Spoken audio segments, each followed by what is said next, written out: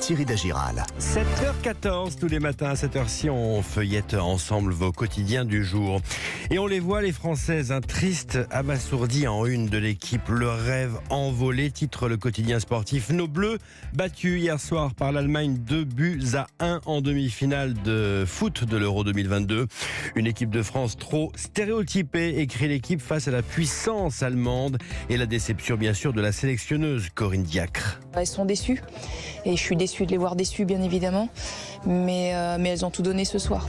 La France, battue, la France qui résiste face à la crise en une des Échos. C'est l'autre grand titre du jour. Le nombre de demandeurs d'emploi a reculé de 26 500 au deuxième trimestre malgré la dégradation de la conjoncture. Le Parisien aujourd'hui en France fait un zoom sur les jeunes emplois. Les jeunes font leur loi. Le chômage des jeunes qui a diminué de plus de 22% au cours des 12 derniers mois. La pénurie de main-d'œuvre et la courbe démographique jouent en leur faveur, explique le quotidien.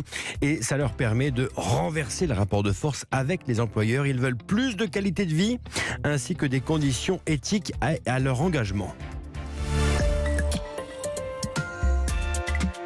Arrêtons-nous à présent, page 9 du Figaro. Le quotidien s'est procuré le bilan du ministère de l'Intérieur, le palmarès des professions les plus touchées par les violences. Après la vidéo des 3 policiers encerclés et molestés par une bande voyou à Lyon, sans surprise, les atteintes contre les forces de sécurité sont entre 50 et 60 fois plus fréquentes que pour l'ensemble de la population.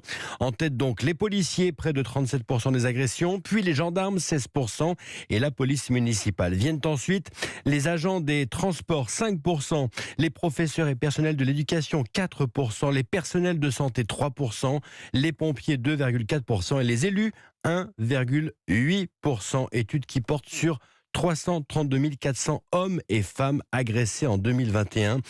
Le Figaro de conclure, ces chiffres édifiants confirment la nécessité d'accentuer le secours aux franges les plus exposées de la population. Et on termine par cet article de la Tribune en ligne ce matin, pages 10 et 11.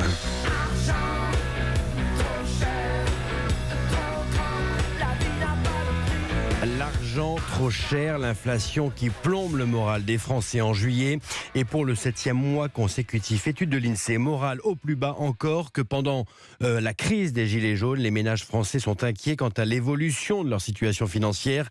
La proportion de ceux estimant opportun de réaliser des achats importants est en repli de 3 points. On apprend également que le vote des mesures pour le pouvoir d'achat ne relance pas encore l'optimisme. Et puis il y a cette crainte du chômage toujours présente. Elle connaît un rebond déjà observé en juin. C'est donc à lire ce matin dans la Tribune en ligne.